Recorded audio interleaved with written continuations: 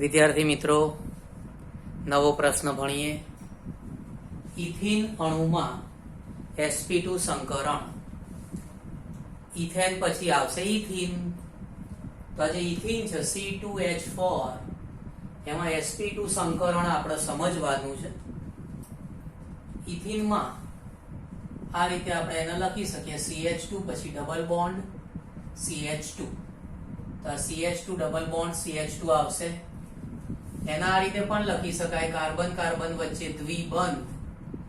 આ કાર્બન સાથે બે હાઇડ્રોજન, બીજા કાર્બન સાથે પણ બે હાઇડ્રોજન. ઓકે, તો આ ઇથિન છે. ઇથિનમાં પણ કાર્બન તો છે જ. તો કાર્બન જે ખરો આપણે જાણીએ છીએ, કાર્બન 6 નંબરનું તત્વ છે. કાર્બનની ઇલેક્ટ્રોન રચના 1s2 2s2 2p2. પછી જ્યારે કાર્બન ઉત્તેજિત અવસ્થા પ્રાપ્ત કરશે એ વખતે તમને ખબર જ છે કે એ વખતે જે 2s કક્ષક છે એમાંથી ઇલેક્ટ્રોન 2p કક્ષકમાં જતો રહેશે. 2s માંથી ઇલેક્ટ્રોન 2p કક્ષકમાં જતો રહે એટલે ઇલેક્ટ્રોન રચના થઈ જાય 1s2 2s1 થઈ જશે. અહીંયાથી એક ઇલેક્ટ્રોન બાજુમાં મૂકી દીધો એટલે અહીંયા થઈ જશે 2s1 બરાબર. પછી બાજુમાં એક ઇલેક્ટ્રોન આવે એટલે 2p3 રચના થાય. તો 2p કક્ષકમાં 3 ઇલેક્ટ્રોન મૂકવાના થશે. ઓકે, તો આ જે 2p કક્ષકમાં 3 ઇલેક્ટ્રોન મૂકેલા છે એમાં તમને ખબર જ છે કે 2p કક્ષક એટલે 2px કક્ષક, એમાં એક ઇલેક્ટ્રોન, 2py માં એક ઇલેક્ટ્રોન અને 2pz કક્ષકમાં એક ઇલેક્ટ્રોન આવશે. ઓકે, તો ટોટલ આપણી જોડે 4 કક્ષકો છે. એક 2s માં એક ઇલેક્ટ્રોન છે, 2px માં એક, 2py માં એક અને 2pz માં એક. પણ ખાસ ધ્યાન રાખવાનું છે આપણે. શું ખાસ ધ્યાન રાખવાનું છે કે આમાં sp2 સંકરણ થાય છે. કયું સંકરણ થાય છે? sp2 સંકરણ થાય. અને જ્યારે sp2 સંકરણ થાય એ વખતે 3 કક્ષકો સંકરણમાં ભાગ લેશે. કેટલી કક્ષકો સંકરણમાં ભાગ લેશે? 3 કક્ષકો સંકરણમાં ભાગ લેશે. એટલે અહીંયા આ જે 2px છે, 2px આ સંકરણમાં ભાગ લેતી નથી.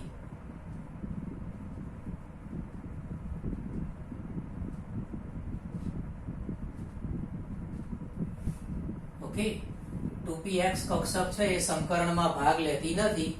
3 કક્ષકોનું સંકરણ થાય છે. કોનું કોનું? 2s 2py અને 2pz. 2s 2py અને 2pz. 3 કક્ષકોનું સંકરણ થાય. 2s, તો 2s માંથી એક વિભાગ આટલો બનશે. પછી 2py, 2py માંથી બીજો વિભાગ બનશે. 2pz એમાંથી ત્રીજો વિભાગ બનશે. તો આ બની ગઈ sp2 સંકરણ કક્ષકો.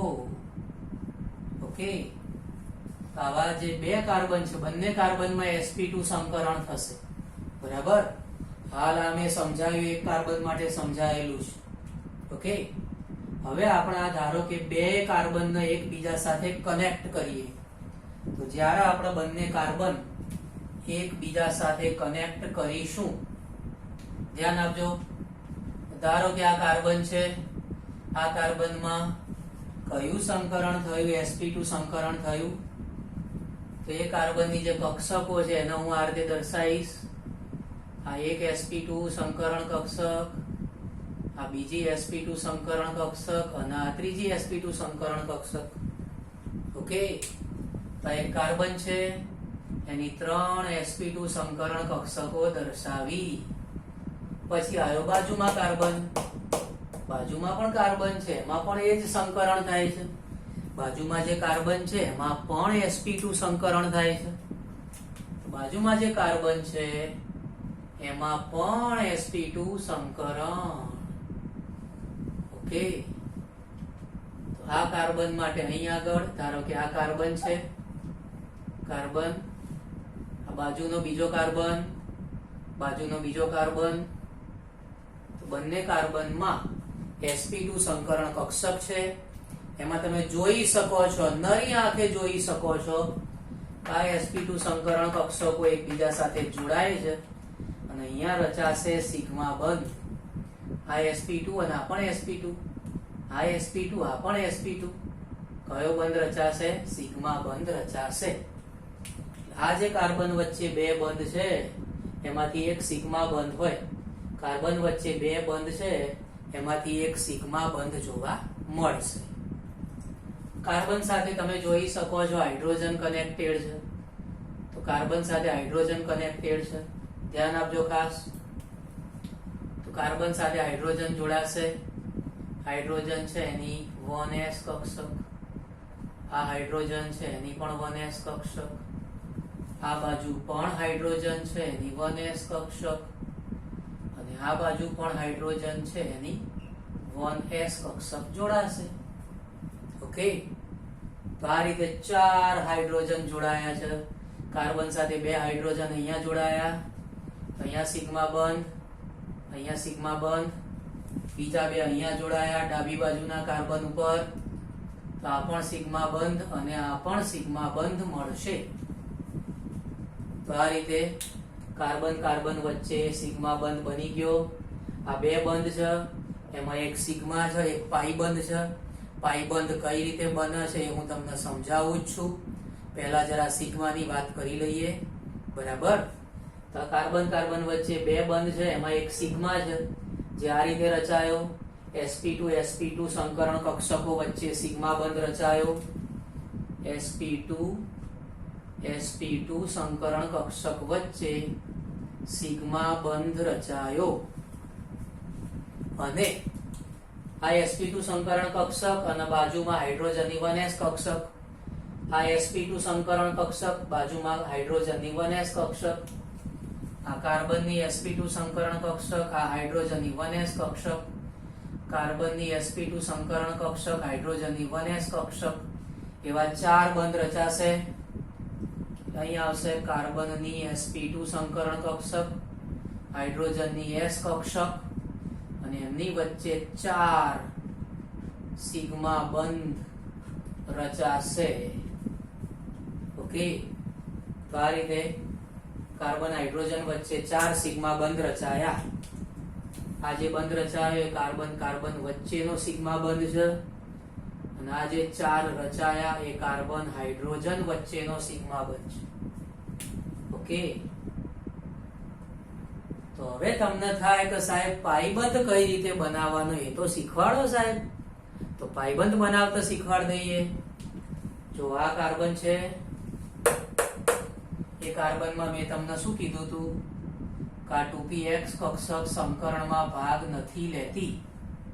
2px કક્ષક સંકરણમાં ભાગ લેતી નથી, બરાબર. તો બંને કાર્બન છે, બંનેમાં 2px છે અને 2px કક્ષક જે સંકરણ થયું એમાં ભાગ નથી લેતી, બરાબર, પણ બંધ બનાવશે. એટલે કાર્બન તમે જોઈ શકો છો, આ એક કાર્બન છે, આ છે કાર્બનની 2px કક્ષક. આખી છે ને સળંગ ગણવાની, આખી આ 2px કક્ષક ગણવાની, બરાબર. બાજુમાં પણ કાર્બન છે, બાજુમાં કાર્બન છે એની પણ 2px કક્ષક, બરાબર. કાર્બન સાથે હાઇડ્રોજન તો છે જ, કાર્બન સાથે હાઇડ્રોજન તો છે જ, બરાબર. તમે જો આ 2px નો હું ડિઝાઇન બનાવું છું, આ આખી 2px કક્ષક કહેવાય, આખી 2px કક્ષક કહેવાય. ઓકે, અને આ બાજુમાં પણ 2px કક્ષક. બંને કાર્બનની 2px કક્ષક દૂર દૂરથી બંધ બનાવશે અને દૂર દૂરથી જે બંધ બને એ નિર્બળ હોય, જેને કહેવાય પાઈબંધ, બરાબર. આ બંને જે કક્ષકો છે, આ 2px, આ બીજા કાર્બનની 2px, એ બંને દૂર દૂરથી બંધ બનાવશે અને દૂર દૂરથી આ જે બંધ બનાવે છે એ નિર્બળ બંધ હોય. કે તમને 10 વખત કહેલું છે કે જો કક્ષકોનું આચ્છાદન વધારે થાય તો સિગ્મા બંધ બને, એ પ્રબળ હોય. અહીંયા કક્ષકોનું આચ્છાદન વધારે થાય છે તો તો સિગ્મા બંધ બને છે એ પ્રબળ હોય, બરાબર, અને પાઈ બંધ નિર્બળ હોય. તમે જોઈ શકો છો આ કક્ષકોનું એકબીજા ઉપર આચ્છાદન થતું નથી, દૂર દૂરથી બંધ બનાવે છે. આ કક્ષકોનું એકબીજા ઉપર આચ્છાદન થતું નથી, દૂર દૂરથી બંધ બનાવે છે, એટલે અહીંયા પાઈ બંધ બનશે. તો આ જે બંધ બન્યો એ પાઈ બંધ બન્યો કહેવાય, બરાબર. પાઈ બંધ કેવો હોય? નિર્બળ હોય, બરાબર. સિગ્મા બંધ કેવો હોય? પ્રબળ હોય. ઓકે, તો આટલું જરા કમ્પ્લીટ કરો. પ્રશ્ન હજુ કન્ટિન્યુ છે, આટલું જરા કમ્પ્લીટ કરો. પછી આપણે આ બંને આકૃતિ ભેગી કરવાની છે, પછી આ બંને આકૃતિ ભેગી કરીને સમજવાનું છે. તો આટલું જરા સરસ રીતે લખી નાખો એટલે આગળ સમજાવું.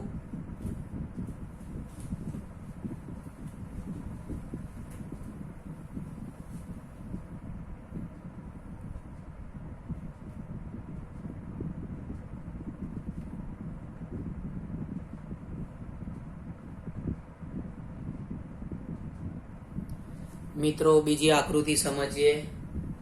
બીજી આકૃતિ સમજીએ તો અહીંયા તમે જોઈ શકો છો કે આપણે આ જે આકૃતિ બનાવેલી છે આના જેવી જ આકૃતિ આપણે દર્શાવવાની છે, એના જેવી જ આકૃતિ આપણે દોરવાની છે. પણ ખાલી એક બાબતનું ધ્યાન રાખવાનું છે કે આપણે એ બાબત સમજાવવાની છે કે બધા જે પરમાણુઓ છે ને એક જ સમતલમાં રહેલા છે. તમે જોઈ શકો છો, ધારો કે મેં એક સમતલ બનાવ્યું, બરાબર. આપણે સમજાવવાનું છે શું આમાં? આ આકૃતિમાં આપણે ખાસ એ સમજાવવાનું છે કે કાર્બન અને હાઇડ્રોજન પરમાણુઓ એક જ સમતલમાં રહેલા છે. કાર્બન અને હાઇડ્રોજન પરમાણુઓ એક જ સમતલમાં રહેલા છે, બરાબર. તો તમે જો આ એક સમતલ મેં બનાવી દીધું, એ સમતલમાં જ હું મૂકીશ કાર્બન, બરાબર. એ જ સમતલમાં હું મૂકીશ હાઇડ્રોજન. આ શું થાય કે આપણને એક આઈડિયા આવે કે કાર્બન અને હાઇડ્રોજન બધા એક જ સમતલમાં ગોઠવાયેલા છે. ઓકે, તો એક સમતલીય રચના સમજવા માટે આપણે આ પ્રકારની આકૃતિ બનાવીશું, બરાબર. બાકીની જે આકૃતિ ખરી એ તો તમે જાણો છો કે આ રીતે px કક્ષક બનાવવાની, px કક્ષક બનાવી, બીજા કાર્બન ઉપર પણ બનાવી દીધી કક્ષક. ઓકે, આ હાઇડ્રોજન થોડોક સાઈડમાં ખસેડી દઉં. ઓકે, તો આ px કક્ષક, આ બાજુ પણ px કક્ષક, બંને વચ્ચે કયો બંધ રચાશે? પાઈ બંધ રચાશે, બરાબર. અને અહીંયા કાર્બન કાર્બન વચ્ચે કયો બંધ હોય? સિગ્મા બંધ હોય. ઓકે, એટલે આકૃતિ જે ઉપર છે એ જ આકૃતિ અહીંયા બનાવેલી છે. ખાલી ધ્યાન શું રાખવાનું? તો ખાલી ધ્યાન એ રાખવાનું છે કે અહીંયા એક સમતલ બનાવવાનું અને એ સમતલ ઉપર કાર્બન મૂકવાના, એ જ સમતલ ઉપર હાઇડ્રોજન મૂકવાના. તમારે ખાસ ધ્યાન રાખવાનું છે કે જ્યારે આ પ્રકારની રચના થાય છે ત્યારે સમતલીય રચના થાય છે, બરાબર. તો આ રીતે સમતલીય રચના બનાવીશું. ઓકે, હજુ આપણે એ ટાઈપની એક આકૃતિ બનાવીએ. તમે જો આ સમતલીય રચનામાં શું કરવાનું ફરીથી એકવાર જોઈ લેજો, બરાબર. તો જો આ એક સમતલ બનાવી દીધું, સરસ. આ સમતલમાં મૂકીશું કાર્બન, કાર્બન છે, બરાબર. કાર્બન સાથે હાઇડ્રોજન પણ છે. ઓકે, તો આ રીતે બની ગયું, સરસ રીતે સમતલ બની ગયું. કાર્બન કાર્બન વચ્ચે અહીંયા સિગ્મા બંધ છે, કાર્બન હાઇડ્રોજન વચ્ચે પણ 4 સિગ્મા બંધ છે. ઓકે, હવે આપણે શું કરવાનું છે? ધ્યાન આપજો ખાસ. હવે આપણે અહીંયા આગળ આ જે પાઈ બંધ બને છે એ પાઈ બંધ બને ત્યારે ઇલેક્ટ્રોનનું વાદળ બનતું હોય. તમને પાઈ બંધ બનાવતા આપણે શીખવાડેલું છે કે જ્યારે આ રીતે કક્ષકોમાં દૂર દૂરથી બંધ રચના થાય ત્યારે તમને ખબર જ છે કે ઇલેક્ટ્રોનનું વાદળ આપણે આ રીતે બનાવેલું છે. આ જે ખરું એ ઇલેક્ટ્રોનનું વાદળ છે, બરાબર. વાદળમાં થોડી ડિઝાઇન કરીએ એટલે ખ્યાલ આવે. આ ઇલેક્ટ્રોનનું વાદળ છે. ઓકે, એટલે આપણે અહીંયા આ આકૃતિમાં શું કરવાનું છે કે આ જે પાયબંધ બન્યો એના લીધે ઇલેક્ટ્રોનનું જે વાદળ બને છે એ વાદળ આપણે અહીંયા કાર્બન ઉપર દર્શાવીશું. પાયબંધના લીધે ઇલેક્ટ્રોનનું વાદળ બન્યું, એ વાદળ કાર્બન ઉપર દર્શાવીશું. ખ્યાલ આવ્યો? તો આ રીતે ઇલેક્ટ્રોનનું વાદળ બનશે. કયા બંધનું વાદળ કહેવાય? પાયબંધનું વાદળ કહેવાશે. ઓકે, તો આ રીતે આપણે આકૃતિ દોરવાની છે. હજુ પણ થોડીક માહિતી છે પછી કહું, પહેલા આટલું જરા ચિત્રકામ કરી દો. ઓકે,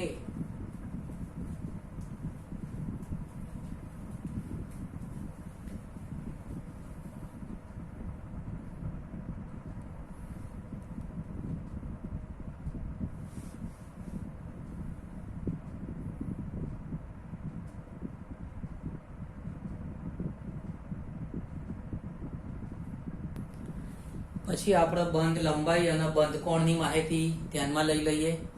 બંધ લંબાઈ અને બંધ કોણની માહિતી તમે જોઈ શકો છો. કાર્બન કાર્બન વચ્ચે દ્વિબંધ છે, બરાબર? કાર્બન કાર્બન વચ્ચે આ જે દ્વિબંધ છે એ દ્વિબંધની લંબાઈ છે 134 pm. કાર્બન કાર્બન વચ્ચે દ્વિબંધ છે એની લંબાઈ છે 134 pm. કાર્બન હાઇડ્રોજન વચ્ચે જે એક બંધ છે એની લંબાઈ છે 108 pm. 108 pm. બંધકોણની વાત કરીએ તો કાર્બન કાર્બન હાઇડ્રોજન વચ્ચે જે બંધકોણ છે, કાર્બન કાર્બન હાઇડ્રોજન અથવા હાઇડ્રોજન કાર્બન કાર્બન, આ જે બંધકોણ છે 121 ડિગ્રી આવશે. હાઇડ્રોજન કાર્બન કાર્બન અથવા તો કાર્બન કાર્બન હાઇડ્રોજન બંધકોણ 121 ડિગ્રી. અને hydrogen carbon hydrogen, hydrogen carbon hydrogen, એ જે બંધકોણ છે એ 117.6 ડિગ્રી આવશે. હાઇડ્રોજન કાર્બન હાઇડ્રોજન 117.6 ડિગ્રી આવશે.